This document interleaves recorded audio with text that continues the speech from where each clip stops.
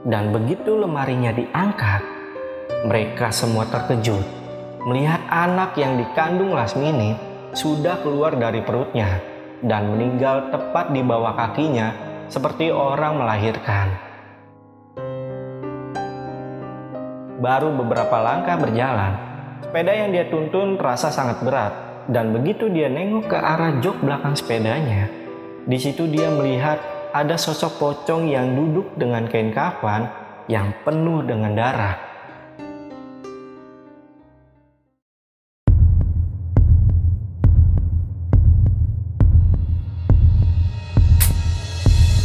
Halo semuanya, kembali lagi di Lentar Malam bareng gue Jamal. Dan di segmen cerita horor kali ini gue akan membawakan kisah yang sudah ditulis oleh tim Cerita Emak mengenai kisah pocong merah yang muncul setelah gempa Jogja di tahun 2006. Nah, buat kalian yang mau baca versi tulisannya, gue udah taruh linknya di deskripsi. Dan jangan lupa buat follow akun IG-nya Lentar Malam yang ada di @lentarmalam.id. Dan buat yang mau mampir ke IG gue juga boleh, ada di @jamaludin_daris.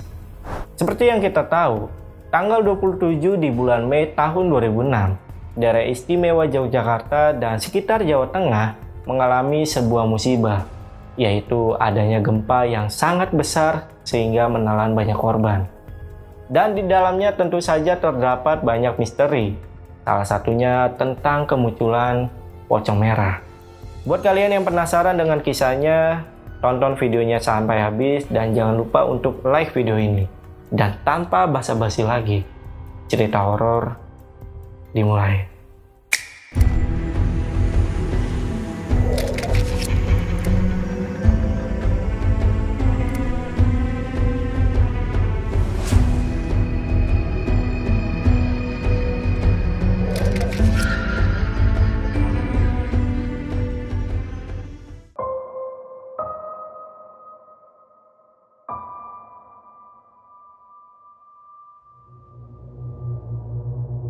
Kejadian ini dialami oleh narasumber bernama Mas Denny pada saat masih duduk di kelas 3 SMP setelah peristiwa gempa Jogja di tahun 2006 silam, yang cukup banyak mengisahkan banyak cerita di dalamnya.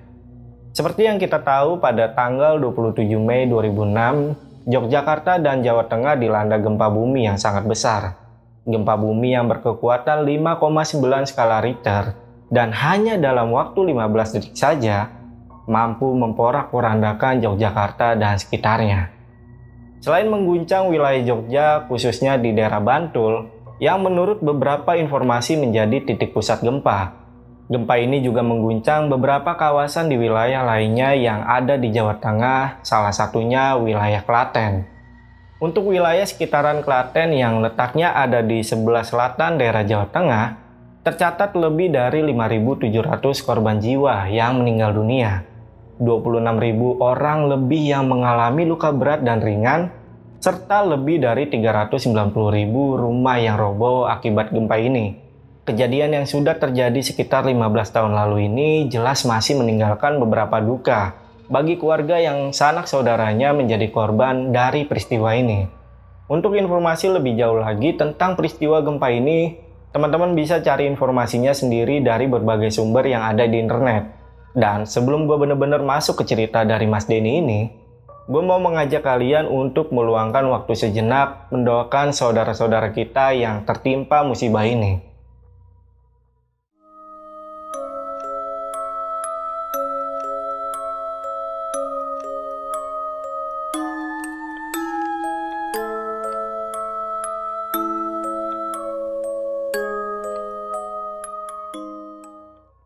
Oke, kita coba lanjut ke cerita Mas Denny.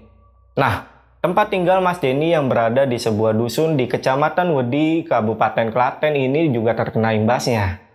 Saat itu banyak rumah-rumah yang sudah roboh dan banyak warga yang panik mencari sanak keluarganya.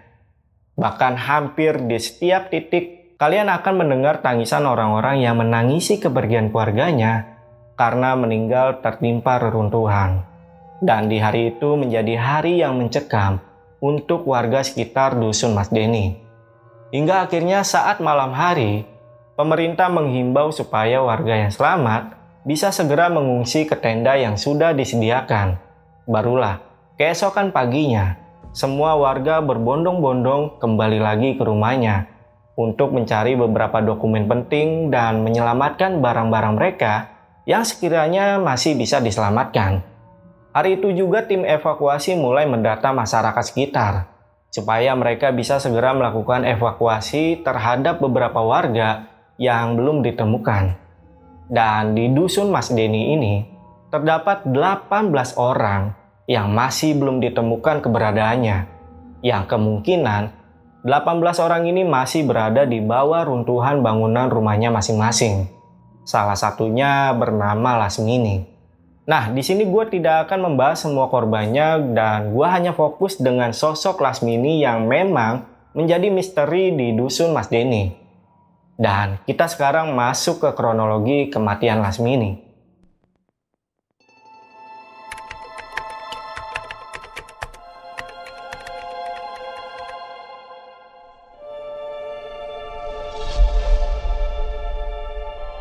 Di pagi hari tanggal 27 Mei 2006, di wilayah sekitar dusun Mas Denny tiba-tiba mengalami guncangan yang sangat hebat, diiringi dengan sautan suara burung dares dari setiap rumah warga, seolah memberi tanda adanya bencana yang datang kepada warga sekitar.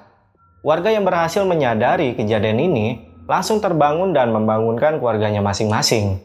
Kemudian mereka berlari sejauh mungkin untuk menyelamatkan diri. Semua orang sudah tidak peduli dengan harta benda mereka yang masih berada di dalam rumah. Di pikiran mereka saat itu yang penting bisa menyelamatkan keluarganya terlebih dahulu. Tapi sayangnya, ada juga warga yang tidak sempat melarikan diri dan meninggal tertimpa runtuhan bangunan. Yang salah satunya adalah Lasmini yang sedang hamil tua dan ke-17 orang lainnya. Saat itu Lasmini yang masih tidur di rumahnya sendiri tidak mengetahui adanya gempa ini karena suaminya yang bernama Mas Aryo sedang ada di pasar untuk bersiap-siap jualan. Sedangkan adik dari Mas Aryo yang bernama Jumina sudah pergi mengurus ternak milik tetangganya. Dan mereka bertiga ini memang tinggal bersama dalam satu rumah. Nah, kejadian naas terjadi di mana saat adanya gempa, Mas Aryo dan Jumina ini dibawa rombongan warga untuk dievakuasi. Dan mereka tidak sempat pulang ke rumah untuk menyelamatkan Lasmini. Mas Aryo dan Jumina pun baru bertemu ketika berada di posko penyelamatan. Kemudian mereka berdua langsung mencari keberadaan Lasmini. Tenda demi tenda mereka singgahi. Tapi mereka berdua sama sekali tidak melihat keberadaan Lasmini. Lalu mereka pun membuat laporan jika salah satu keluarga mereka ada yang hilang. Tim evakuasi yang menangani waktu itu langsung mendata mereka dan meminta alamat mereka untuk melakukan pencarian. Dan ketika semuanya sudah kondusif, bersama dengan warga lainnya, Mas Aryo dan Jumina kembali ke rumah mereka. Lalu ketika sampai di sekitar rumahnya, mereka berdua melihat kalau rumah mereka sudah hancur berantakan. Tapi Mas Aryo ini masih memiliki keyakinan kalau tubuh Lasmini ada di bawah runtuhan rumahnya. Dia lalu meminta kepada tim evakuasi untuk segera membantu mencari Lasmini di bawah runtuhan rumah mereka. Alat berat mulai digerakkan dan satu demi satu puing-puing rumah disingkirkan. Dan benar saja, gak lama berselang, tubuh Lasmini sudah terlihat. Mas Aryo lalu berlari menghampiri tubuh Lasmini yang sudah terbujur kaku bersimbah darah. Kondisi Lasmini ditemukan terlentang di bawah lemari besar yang menindih bagian dada sampai pahanya. Dan begitu lemarinya diangkat, mereka semua terkejut melihat anak yang dikandung Lasmini sudah keluar dari perutnya dan meninggal tepat di bawah kakinya seperti orang melahirkan. Nah, kemungkinan karena Lasmini ketindihan lemari besar inilah yang membuat anak yang ada di kandungannya sampai terdorong keluar dari perutnya. Dan bayinya ini berjenis kelamin laki-laki. Jasad Lasmini dan anaknya langsung dibawa ke rumah sakit. Dan besok paginya, barulah jasad Lasmini dan bayinya disolatkan lalu dimakamkan di area TPU sekitar dusun. Dari sinilah awal mula arwah Lasmini mulai gentayangan.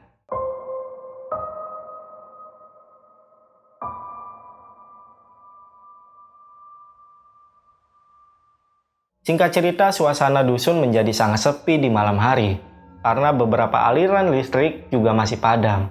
Suasana dusun begitu mencekam seperti kota mati dan tidak berpenghuni karena banyak warga yang memilih mengungsi ke rumah saudara-saudaranya dan mengosongkan rumah mereka. Tapi ada juga beberapa warga yang mencoba merenovasi rumah mereka yang tidak terlalu parah kerusakannya, termasuk ayahnya Mas Denny dan kakaknya. Nah, di malam itu, ayahnya Mas Denny dan juga kakaknya lagi benerin rumahnya nih.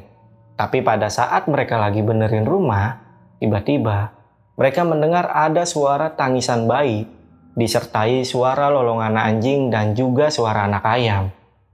Padahal di desa mereka tidak ada yang memelihara anjing dan tidak melihat ada ayam di sekitar dusun. Akhirnya mereka dan beberapa warga yang mendengar mencari sumber suaranya.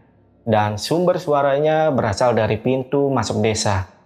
Dan ketika disamperin, mereka semua melihat dari pojok pintu masuk desa, ada penampakan pocong berlumuran darah yang sedang menangis meminta tolong. Tapi karena mereka yang melihat sosok pocong ini lari ketakutan, sehingga mereka tidak mendengar dengan jelas kata-kata yang keluar dari sosok pocong ini. Dan pada saat itu belum ada yang tahu kalau sosok pocong ini adalah arwah Lasmini yang gentayangan. Di pikiran warga saat itu kalau pocong ini adalah perwujudan dari arwah-arwah yang jasadnya belum ditemukan atau belum berhasil dievakuasi. Nah, karena boomingnya kejadian ini di dusunnya Mas Denny, sampai-sampai keamanan setempat memutuskan warganya hanya boleh membangun rumahnya sampai batas jam 4 sore saja. Setelah itu tidak boleh ada warga yang melanjutkan aktivitasnya. Hingga 1 tahun setelahnya, di saat semua rumah sudah berdiri dan warga sudah saling menempati rumahnya masing-masing, teror pocong di dusun Mas Denny malah semakin jelas.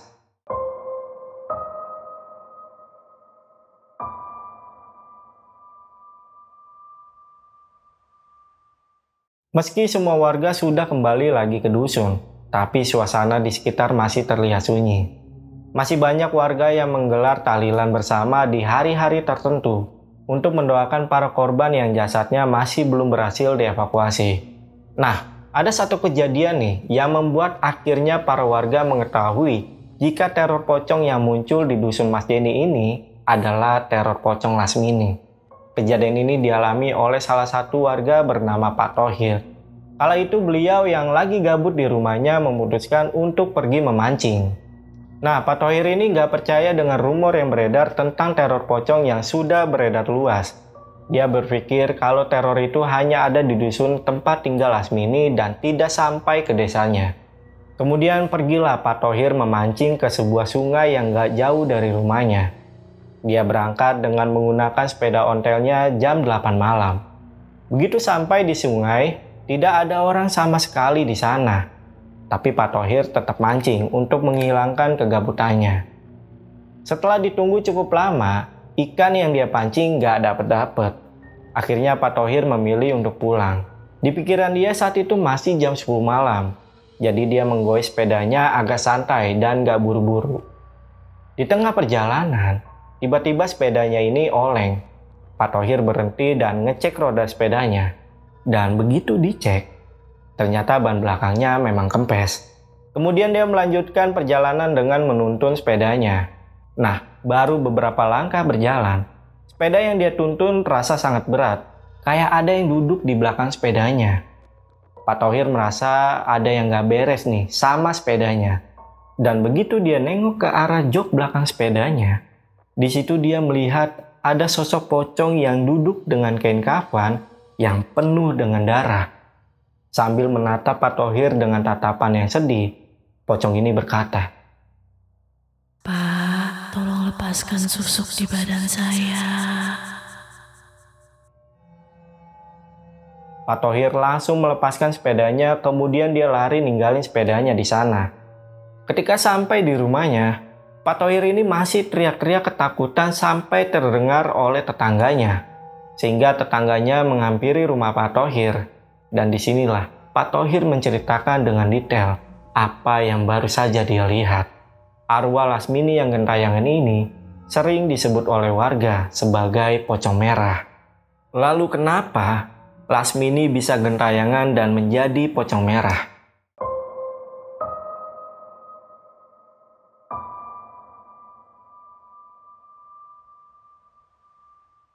Sekarang kita masuk untuk membahas sosok Lasmini lebih jauh. Lasmini adalah seorang janda yang pada waktu itu usianya sudah 30 tahunan. Lasmini sendiri bukan warga asli sana, tapi Lasmini sudah sah tercatat sebagai warga sekitar Dusun Mas Deni sejak tahun 2002. Saat pertama kali Lasmini datang ke dusun, katanya dia ingin mencari suaminya yang tidak kunjung pulang. Lasmini mendapat info kalau suaminya tinggal di dusun ini dan ingin mencari tahu keberadaannya. Hingga muncullah rumor kalau suaminya yang dimaksud ternyata juga mempunyai seorang istri yang bernama Mbak Umroh.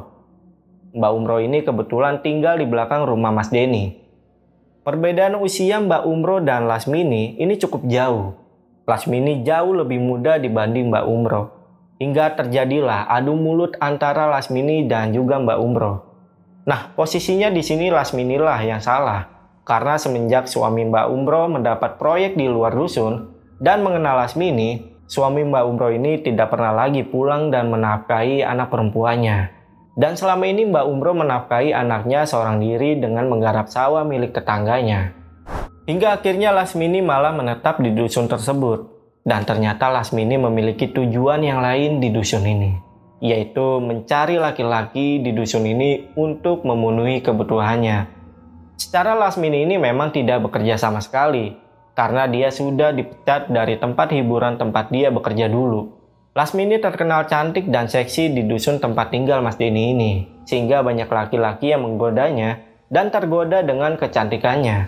Tapi banyak juga istri-istri di dusunnya ini yang menjadi geram dengan keberadaan Lasmini. Lasmini yang sudah tidak bekerja lagi, ditambah rumah yang dia tempati sekarang adalah rumah sewa yang harus dia bayar setiap bulannya. Sehingga dia pun berpikir kalau dia harus mencari laki-laki baru yang mampu menghidupi kehidupannya. Tapi kehidupan laki-laki di dusun ini rata-rata pekerjaannya cuma kuli atau peternak ayam dan sapi. Dan penghasilan mereka juga nggak seberapa. Warga di dusun ini yang kaya raya bisa dihitung pakai jari. Nah, dari sinilah Lasmini berputar otak kemudian mengambil jalan yang salah. Di mana banyak warga yang percaya kalau Lasmini ini memakai susuk di beberapa bagian tubuhnya. Seperti di pinggir mata sebelah kanan, bibir sebelah kanan, dan di dadanya. Tapi yang paling dipercaya warga sebagai senjata Lasmini adalah susuk yang ada di bagian bokongnya.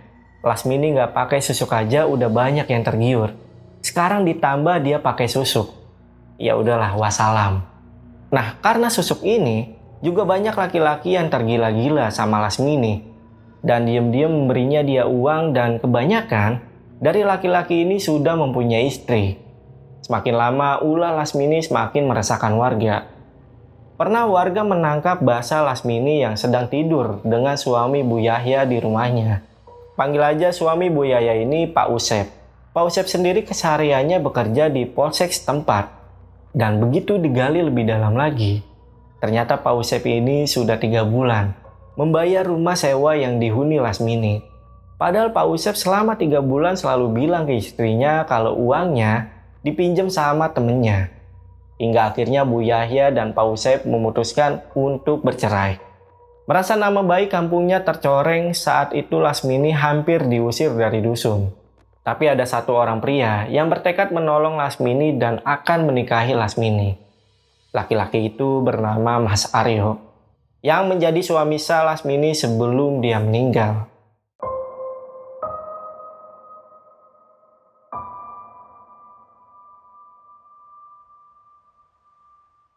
Kita masuk sedikit ke profil singkat Mas Aryo. Keseharian Mas Aryo ini bekerja sebagai peternak ayam sekaligus penjual ayam di pasar. Sambil menaiki sepeda ontelnya, Mas Aryo akan menawarkan satu demi satu rumah yang ada di dusunnya. Mas Aryo hanya tinggal bersama adik perempuannya yaitu Mbak Jumina. Orang tua mereka sudah lama meninggal dunia. Dan kedua bersaudara ini hanya tinggal seadanya di rumah peninggalan orang tua mereka. Sedangkan Mbak Jumina sendiri, tiap harinya bekerja mencabut rumput untuk makan ternak milik tetangganya. Usia Aryo dan Jumina tidak terpaut jauh, hanya beda 3 tahun. Saat itu Mas Aryo masih berusia 27 tahun dan adiknya 24 tahun. Nah, itu tadi sedikit background dari keluarga Mas Aryo yang Mas Denny dengar. Sekarang kita kembali ke kejadian Lasmini. Saat itu Lasmini yang usianya 30 tahunan merasa agak kurang nyaman kalau harus menikah dengan Mas Aryo. Karena jatuhnya Lasmini ini lebih tua dari Mas Aryo. Ditambah Mas Aryo bukan dari keluarga yang berada. Bahkan warga sampai berpikir, apa sih yang sebenarnya ada di kepala Mas Aryo sampai dia ingin menikahi Lasmini? Karena sifat mereka berdua sangat berbanding terbalik. Mas Aryo yang rajin beribadah harus bersanding dengan perempuan seperti Lasmini. Tapi pernyataan Mas Aryo disetujui oleh aparat desa. Karena mungkin jika Lasmini menikah dengan Mas Aryo bisa berubah. Dan dengan terpaksa, Lasmini menerima lamaran Aryo. Karena warga mengancam akan mengusir Lasmini hari itu juga dari dusun. Kalau dia nggak mau menerima lamaran Aryo. Di lain sisi, Lasmini merasa terkekang. Tapi di sisi lain, Lasmini tidak ada jalan keluar lagi selain menerima lamaran Aryo. Singkat cerita, setelah menikah, sikap Lasmini malah menjadi-jadi. Lasmini yang sudah tinggal di rumah Aryo malah bersikap layaknya seorang bos. Lasmini juga menjadikan Mas Aryo dan adiknya sebagai pembantunya. Dari mulai masak, cuci baju, dan bersih-bersih rumah, semuanya dikerjakan oleh Mbak Jumina, yang terkadang dibantu oleh Mas Aryo. Setiap harinya Lasmini selalu mengeluh kepada Mas Aryo, karena uang yang diberikan padanya selalu kurang, dan kurang. Bahkan Mas Aryo dan Mbak Jumina pernah nggak makan seharian, karena semua uang mereka habis dibuat belanja sama Lasmini. Dan nggak cuma itu aja. Meski Lasmini kini sudah tinggal satu atap dengan Aryo, Lasmini ini juga masih kedapatan membawa laki-laki ke rumah Aryo saat rumahnya sedang sepi. Bahkan sampai pernah dipergoki oleh Jumina saat dia sedang pulang ke rumah. Meski begitu, Aryo yang sebenarnya sudah tahu soal kelakuan Lasmini, Aryo memilih untuk tidak terlalu memperpanjang masalahnya. Kejadian tersebut berulang hingga Desember 2005, di mana Lasmini ini tiba-tiba muntah-muntah, seperti orang hamil. Perutnya juga sudah mulai membuncit, ditambah sikap Lasmini yang tidak seperti biasanya. Dan begitu dibawa ke rumah sakit, Lasmini kemudian diperiksa dan dokter yang memeriksa bilang kalau Lasmini sedang hamil 2 bulan. Kagetlah Mas Aryo dan Lasmini. Karena Mas Aryo berpikir kalau itu bukan anaknya. Jadi selama ini, rupanya mereka sama sekali tidak pernah berhubungan badan. Dan demi menutupi aib Lasmini, Mas Aryo rela berpura-pura bahagia atas kehamilan Lasmini supaya tidak ada lagi warga yang mencemoohnya. Dan berharap Lasmini bisa berubah setelah hamil.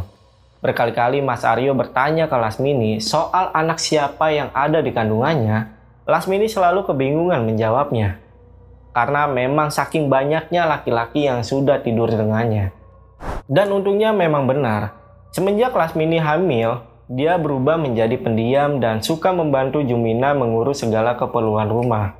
Semua kegiatan rumah Lasmini sendiri yang mengerjakan. Hubungannya dengan Mas Aryo juga semakin dekat. Mungkin karena Aryo ini mau menerima anaknya, meskipun dia tahu kalau itu bukan anak kandungnya. Akan tetapi ada perubahan yang aneh dengan wajah Lasmini. Kulit Lasmini berubah menjadi kendor atau keriput seperti nenek-nenek. Bahkan sudah tidak ada lagi laki-laki yang tertarik dengan Lasmini. Akhirnya muncullah banyak asumsi warga terkait apa yang terjadi dengan Lasmini. Dan yang paling dipercaya adalah ketika Lasmini memakai susuk ini, dia harus berhubungan badan dengan banyak pria supaya dia tetap awet muda. Karena kalau jika tidak, maka efeknya adalah Lasmini akan menjadi buruk rupa. Akan tetapi kini Lasmini sifatnya sudah berubah. Dan saat di usia kandungannya yang menginjak 7 bulan, tanpa disangka-sangka, Lasmini menjadi salah satu korban gempa Jogja tahun 2006. Hingga dia meninggal dengan bayinya yang ada di kandungannya, seperti yang gue ceritain tadi di awal.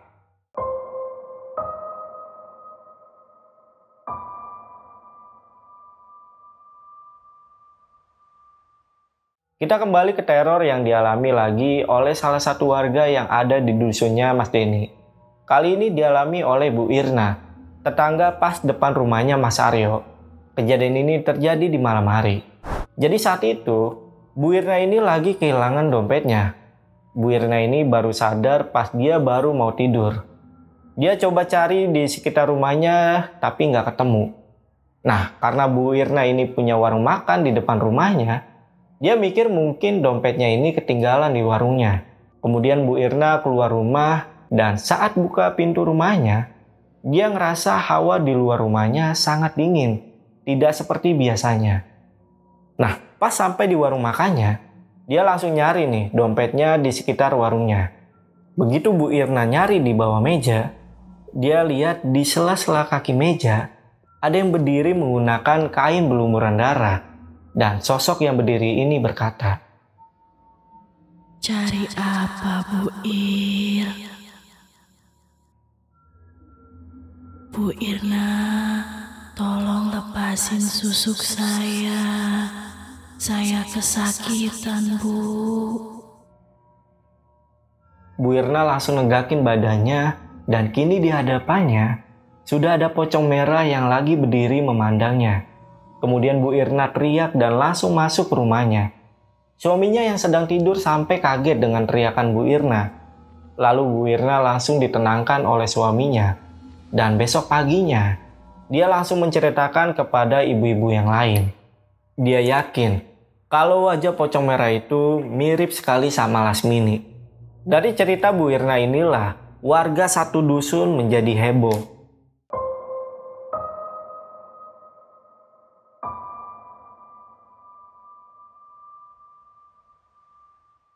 Semakin hari suasana dusun sudah semakin tidak kondusif. Banyak warga yang khawatir dan takut kalau mereka keluar rumah malam hari. Karena sosok pocong merah Lasmini sudah mulai meneror satu demi satu rumah warga setempat. Sambil meminta tolong untuk dilepaskan susuknya. Bahkan menurut warga yang pernah berpapasan atau dihampiri pocong Lasmini, selalu mencium aroma yang menjadi ciri khasnya. Aromanya seperti daging yang hangus terbakar dan bau amis darah. Dan karena teror masih belum reda, akhirnya sebagian warga memutuskan untuk memberitahu Mas Aryo seputar rumor yang terjadi di dusun. Saat didatangi, Mas Aryo mengaku kalau dia sudah mendengar rumornya. Akhirnya Mas Aryo dan warga membuat kesepakatan yang mana mereka akan menunggu pocong Lasmini sampai datang. Hari yang ditunggu tiba. Mas Aryo dan beberapa warga setempat mengajak Pak Sarif yang bisa dikatakan beliau adalah pemuka agama di dusun tempat tinggal Mas Denny. Mereka berkumpul di satu titik yang dipastikan akan didatangi pocong Lasmini, yaitu rumah lama Mas Aryo.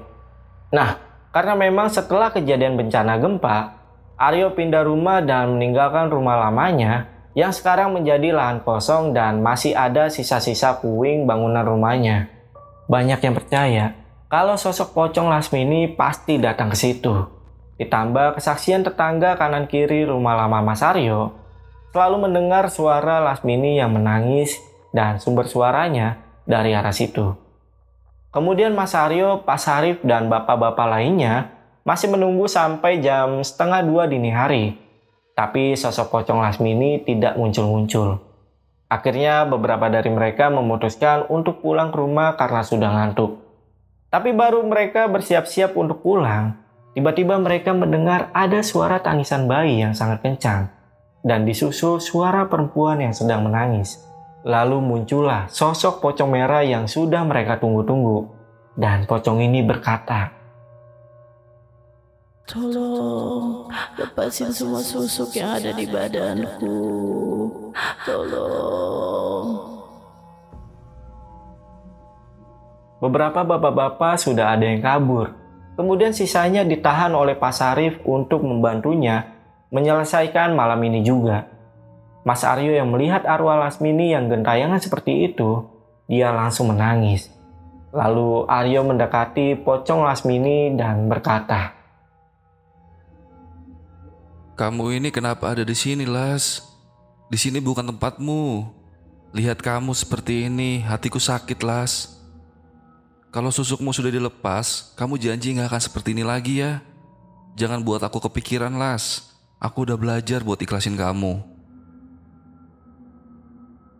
Dan Mas Aryo langsung meminta Pak Sarif untuk memulai malam itu juga. Lalu Pak Sarif mendekati sosok Lasmini sambil berkali-kali melantunkan beberapa doa dan berzikir. Kemudian Pak Sarif mengangkat tasbih yang beliau pegang dan mengarahkan ke arah sosok Lasmini. Tak lama berselang, seketika wajah Lasmini berubah menjadi hancur, serta beberapa bagian wajahnya keluar belatung. Dan semenjak kejadian itu, sosok pocong merah yang ada di dusun Mas ini tidak pernah muncul lagi. Dan buat kalian yang udah nonton sampai sini, gue meminta kalian untuk like video ini. Oke, itu tadi kisah yang udah gue bawakan untuk hari ini. Dan jangan lupa untuk follow Instagram Lentar Malam, ada di @lentarmalam.id. Dan yang mau mampir ke Instagram gue juga boleh, ada di @jamaludin_garis. Yaudah, gue Jamal dari Lentar Malam pamit.